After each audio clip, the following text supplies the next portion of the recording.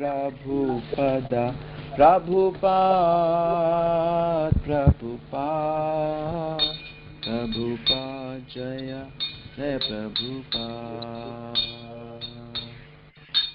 श्रील प्रभुपाद की जय। तो आप सभी का स्वागत है इस प्रभुपाद क्लास में। और प्रसंग चल रहा है जब श्रील प्रभुपाद श्रीमद् भागवतम को बड़े गंभीरता पूर्वक उसे लिखना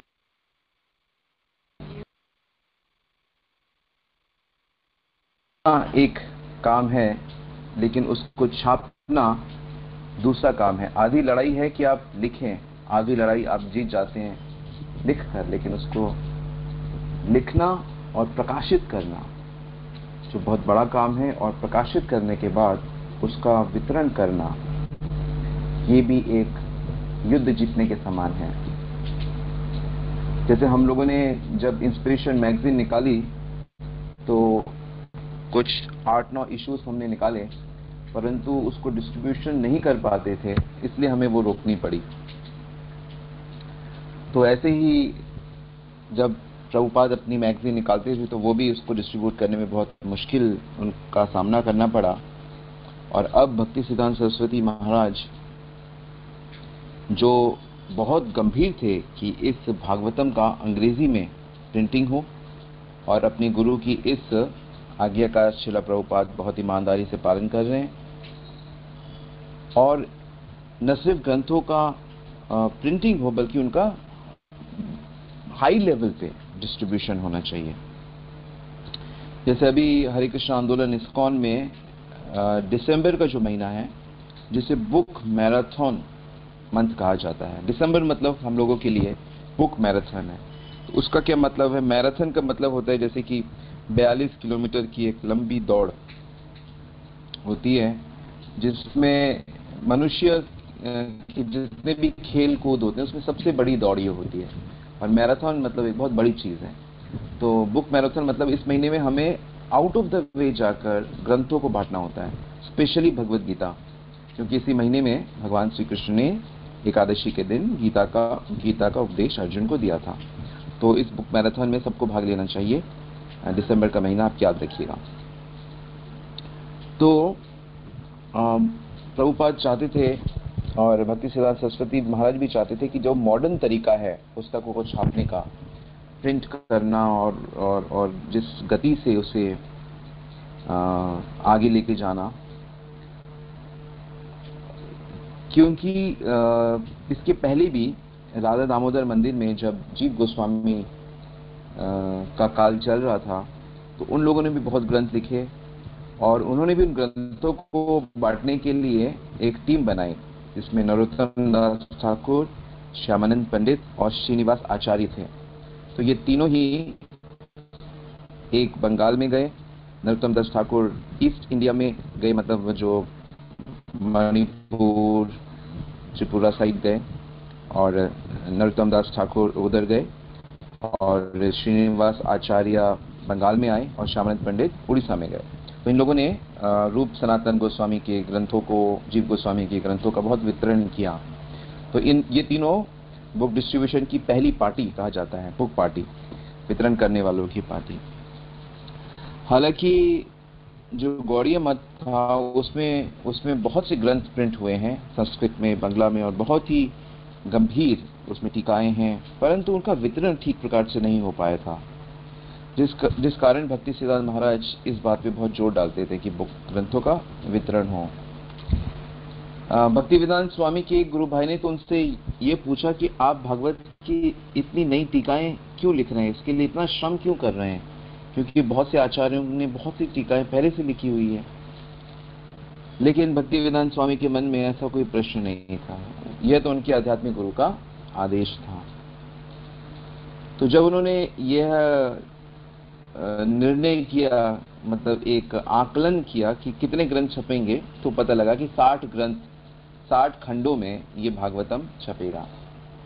और अगर किसी बुक में 60 पन्ने हो तो वही अपने आप में एक पुस्तिका बन जाती है। तो अब सोचिए 60 पुस्तिकाएं, एक पुस्तिका के 60 पन्नों की बात नहीं हो रही, 60 ग्रंथों की बात हो रही है जो मिलाकर एक वॉल्यूमिनस भागवत बनेगा। तो जो पहला खंड था उसके 3 भाग प्रिंट करने थे और भक्तिवेदांत स्वामी अब इसी में लग गए कि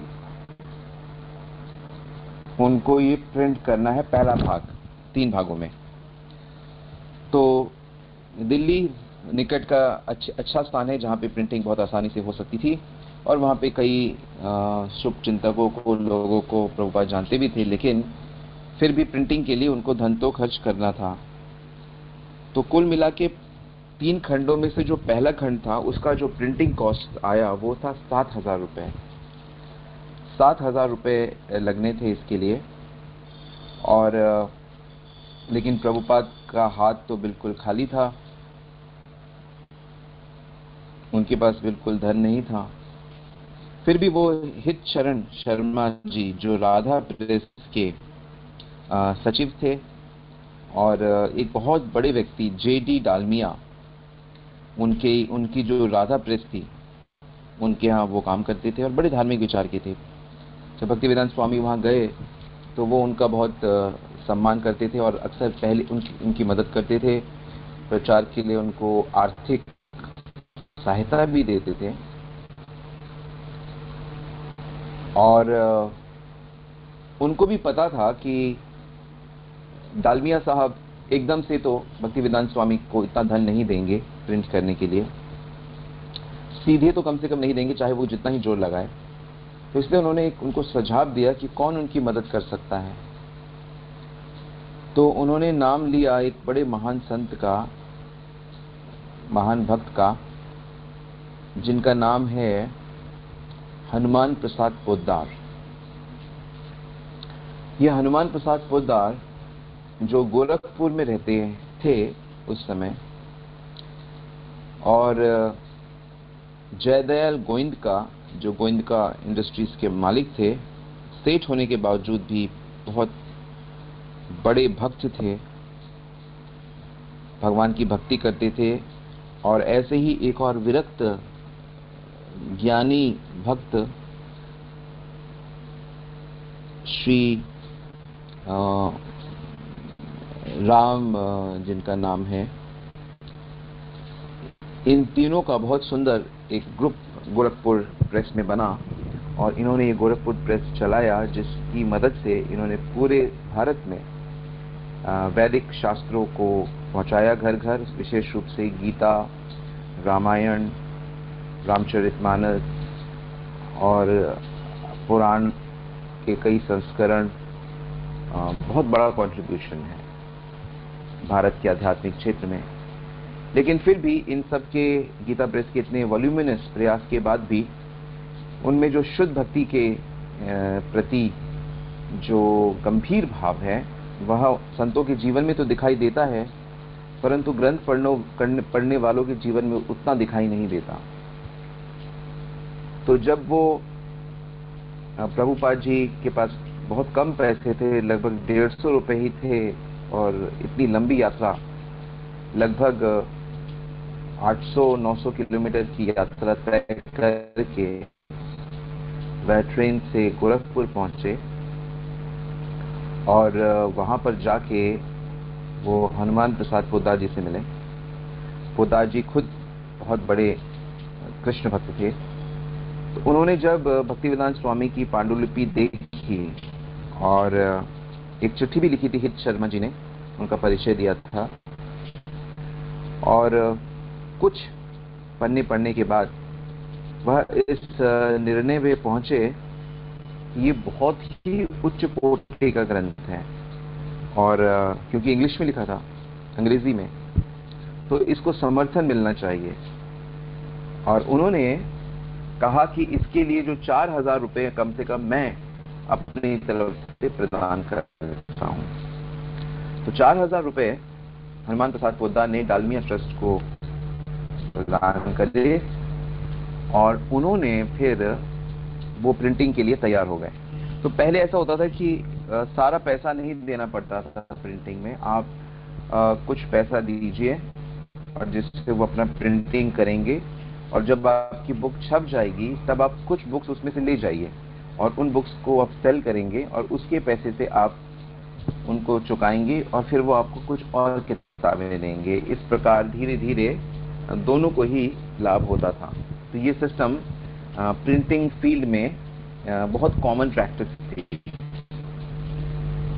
तो जैसे ही उनको ये अनुदान प्राप्त हुआ तो उन्होंने तुरंत ही अपने ग्रंथ को छापने के लिए राधा प्रेस को दे दिया। जब ग्रंथ के पहले मतलब प्रथम स्कंद के 3 भाग में से पहला भाग छप रहा है, 3 भाग मिला के प्रथम स्कंद पूरा होगा और प्रथम स्कंद में लगभग 19 अध्याय हैं। तो जब प्रथम स्कंद चल रहा था जिसमें 6 या 7 अध्याय होंगे, तो पहले 2 अध्याय जब छप गए उसके बाद प्रभुपाद ने देखा कि यहाँ तो जो अक्षर हैं वो छोटे हैं, अक्षर बड़े होने चाहिए। तो 12 पॉइंट का अक्षर वो चाहते थे, लेकिन यहाँ पे इनके पास अंग्रेजी की केवल 10 पॉइंट का टाइप था। तो उन्होंने कहा कि नहीं, मैं इसमें कॉम्प्रोमाइज नहीं कर सकता। तो फिर उसको एक ओके प्रेस, श्री गौतम शर्मा जी की ओके प्रेस थी, तो उस पे इसको ट्रांसफर कर दिया गया कि नहीं, अब ये लोग छापेंगे और राधा प्रेस बुक की जिल्द छापेगी। जो एक कवर प्रभुपाद ने डिजाइन किया था और उस कवर में क्या था कि गोलोक वृंदावन बना हुआ था। एक बंगाली कारीगर था, पेंटिंग करता था, उसने ये बनाया था। प्रभुपाद ने जैसी डिस्क्रिप्शन दी थी तो उसके अनुसार गोलोक वृंदावन बनाया गया और अलग अलग वैकुंठ ग्रह बनाए गए और ब्रह्म ज्योति दिखाई गई। तो जो पूरा ब्रह्मांड का जो स्ट्रक्चर है, जो अभी आप हरे कृष्णा के बुक शॉप से आप पूरा ब्रह्मांड का स्ट्रक्चर खरीद सकते हैं, पोस्टर खरीद सकते हैं और उससे आप एक नजर में देख सकते हैं कि पृथ्वी कहाँ पे है, स्वर्ग नरक कहाँ पर हैं, अतल वितल सुतल लोक कहाँ पे हैं, तल वितल सुतल पाताल, तल वितल तलातल रसातल पाताल नरक कहाँ पे है। आप देख सकते हैं ब्रह्मलोक कहाँ पे है, कैलाश कहाँ है, वैकुंठ कहाँ है, ब्रह्म ज्योति कहाँ पे है। मतलब एक नजर में देखने से आपको सबका सब समझ में आ जाता है। और इसी चीज को और अच्छे से दिखाने के लिए हरे कृष्णा आंदोलन में मायापुर धाम में वर्ल्ड का सबसे बड़ा मंदिर बन रहा है, जिसका नाम है टेम्पल ऑफ वैदिक प्लैनेटेरियम एग्जिबिट। तो उसमें जब आप जाएंगे 2022 में जब ये ओपन होगा तो आप वहां पे जाके देख सकते हैं कि पूरा ब्रह्मांड मंदिर के ऊपर में वो बना होगा, जिसको आप अच्छे से समझ सकते हैं, जान सकते हैं। क्योंकि जब तक हम इस ब्रह्मांड को समझेंगे नहीं कि हम कितने छोटे अंश हैं और हम कहां से कहां हमको पहुंचना है, स्पिरिचुअल वर्ल्ड पहुंचना है, तो कहा भी जाता है कि सीइंग इज बिलीविंग। जब तक आप देखोगे नहीं, आप विश्वास नहीं करते। तो प्रभुपाद की ही इच्छा है, ये प्रभुपाद की लीला अभी भी बड़ी तेजी से चल रही है, बढ़ रही है। जितने भी प्रचारक हैं, भक्त हैं, वो सब प्रभुपाद की सेना है। तो आप भी प्रभुपाद की सेना के कमांडर बनिए और हरे कृष्ण आंदोलन में का प्रचार करिए। तो इस प्रकार प्रिंटिंग उनकी शुरू हुई और एक लड़का था जिसका नाम था कांत वेदी, जो वही छिपी बड़ा मंदिर में एक गृहस्थ का पुत्र था, 15-16 साल का होगा। तो वह बड़ी मदद करता था कि प्रभुपाद के लिए जो पन्ने थे प्रूफ रीडिंग के लिए वो ले आता था, दे जाता था। जो फिर भी प्रभुपाद भी जाते थे और वो भी इस तरह से दौड़ता भागता था। इस तरह से वो अपनी सेवाएं प्रदान करता था। और फिर 1100 प्रिंट जब हुए तो उसमें से 100 ग्रंथ प्रभुपाद को प्राप्त हुए और अब उनको शुरू करना था इसको बेचने के लिए। तो अक्सर उन बुक्स को लेके वो बाहर निकल जाते थे बेचने के लिए। और कैसे वो आगे बढ़ते हैं इसके बारे में हम लोग आगे सुनेंगे। श्रील प्रभुपाद की जय। तो किसी का कोई प्रश्न है तो आप पूछ सकते हैं।